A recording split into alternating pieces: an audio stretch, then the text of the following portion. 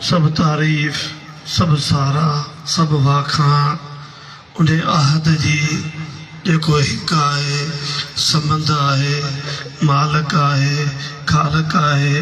उनखां पोइ अरबे खरबे दुरूद व सलाम उन हस्ती ते जेका रहमतुल आलमीन खातमुल अंबिया सैयदुल मुरसलीन शफीउल मुज़नबीन तव्हां असांजा वारिस वसीला ऐं हिन आसन ते हिन सहन ते सभी तव्हां प्यारा महबूब करीम सल्लल्लाहु अलैहि वसल्लम जा आशिको असांजी तरफ़ां आजिज़ी वारा अस्सलाम वालेकुम हक़ मौजूद। आऊं तव्हांखे शाह साहब जे इन फ़लसफ़े मंझां कुछ ॿ टे शेर ॼाणे जे न ॼातोम ॼाणे जे न ॼातोम त पवंदो फलक फिराक में अखर इरादत जो धरिया धोतोम पोए त कोन कयोम हूंदो कशालो केच जो। इश्क मोहब्बत ॼाणाई भी ना है। इश्क मोहब्बत जो पंथ ऐं सफ़र उन्हनि खे अंगनि ऐं अखरनि मंझि ॼातो नाहे वञिबो ऐं इन्हनि खे इन्हनि जो काथो बि कोन थो कयो वञे। इन्हनि खे कंहिं कंप्यूटर कंहिं कैलकुलेटर सां बि हिन खे कैलकुलेशन भी कोन थो कयो वञे।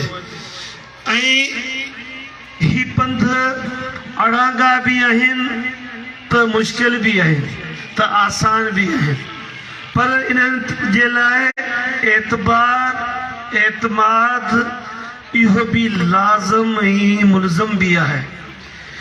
छाजे करे जे एतबार ऐं एतमाद जी तमाम नाज़ुक तंद खे छिनियो ही इश्क ऐं मोहब्बत जी तमाम नाज़ुक रिश्तो ऐं तंद इन्हनि खे संभाले भी रखणो आहे। उन्हें खे थोरे भी इशारे सां जेकॾहिं उहा तंद छिनजी जेकॾहिं वञे थी तो उहो रिश्तो उन हैसियत ताईं बरक़रार कोन थो रहे। मुंहिंजा प्यारो दोस्तो, अॼु असां हिन सहन में हिन लाफ़ानी पैगाम जेको इश्क मुस्तफ़ा जो पैगाम आहे, जेको मोहब्बत रसूल जो पैगाम आहे, जिते जंहिं पिंडाल में जे महफ़िल में इश्क मुस्तफ़ा थींदो आहे उते वरी दुरूद व सलाम भी पढ़ियो वेंदो आहे। इश्क मुस्तफ़ा ज़ाहिर कोन्हे कबो पर उनखे छुपायो भी वेंदो आहे। पर जॾहिं के आशिक जे अॻियां उन जी तारीफ़ थी वेंदी आहे तो उते वरी दुरूद ऐं सलाम भी पढ़ियो वेंदो आहे। इश्क मुस्तफ़ा में दुरूद सलाम लाज़िम आहे मुल्ज़म आहे। जिते जंहिं भी जॻह ते जंहिं भी रूह में जंहिं भी ज़िंदगी में जंहिं भी चपन में जंहिं भी दिल में दुरूद व सलाम हूंदो आहे उन ते इश्क मुस्तफ़ा भी आस्ते आस्ते हावी थींदो वेंदो आहे। ही मुंहिंजा प्यारो ही जेको फ़िक्र आहे हिन में इश्क मुस्तफ़ा जी तालीम जी हर वक़्त ॻाल्हि कई थी वञे ऐं उन तालीम खे पंहिंजे साम्हूं आइनू रखी अॻिते वधियो थो वञे। हालांकि हिन जान में कई रवाज रसूमात कई तव्हांजे असांजे अॻियां ज़ाहिर थींदा रहनि था। हर माण्हू जा मज़ाज हर माण्हू जा वेस रुतबा, पर इश्क जो रुतबो भी पंहिंजो आहे। इश्क जी पोशाक भी पंहिंजी आहे। इश्क जो वेस भी पंहिंजो आहे। इश्क जी ॿोली भी पंहिंजी आहे। इश्क जी ॿोली सम्झण जे लाइ, इश्क जा उहे अल्फाज़ उच्चारण जे लाइ ऐं इश्क जे उन्हनि उच्चारण खे वरी सम्झण जे लाइ के आशिक़ जी बि ज़रूरत पवंदी आहे, के वरी उन आशिक़ जे तालिब इल्म जी बि ज़रूरत पवंदी आहे जो उन्हनि अल्फाज़नि खे सम्झनि ऐं उन्हनि खे सांढजनि ऐं उनखे वरी संभाले जो रखजनि।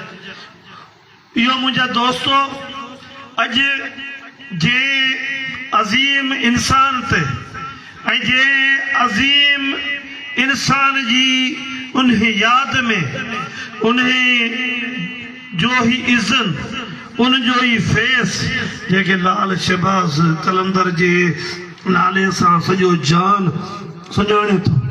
असां कंहिं पाकिस्तान हुजे, पाकिस्तान खां बि ॿाहिरि वञूं, असां खां माण्हू पुछनि था तव्हां किथे जा आहियो, असां चऊं था असां सेवण ऐं पाकिस्तान जा आहियूं। असां पंहिंजे उन खे सेवण जे नाते सां असां चऊं था असां मनसूब थियूं। असां उन करे असांजा दोस्त कलंदरी पंहिंजो पाण खे सॾाईंदे जे फ़ुख्र महसूसु था कनि था। कलंदर हिकु इदारो आहे, कलंदर हिकु इंस्टीट्यूट आहे जंहिं मां फारग तहसील अहिड़ियूं हस्तियूं थियूं आहिनि जंहिंजे सहन ते अॼु तव्हां असां मौजूदु आहियूं। इन इंस्टीट्यूट मां हिननि बादशाहनि उहा तालीम हासिल कई जंहिंमें सब्र, आजिज़ी, इंसारी, पंहिंजो पाण खे हेठि करे ॿिए जे लाइ इज़त जा दरवाज़ा खोलणु, ॿिए जे लाइ आसानियूं करणु, ॿिए खे अॻिते आणण जे लाइ करे पंहिंजो पाण खे पोइते करणु।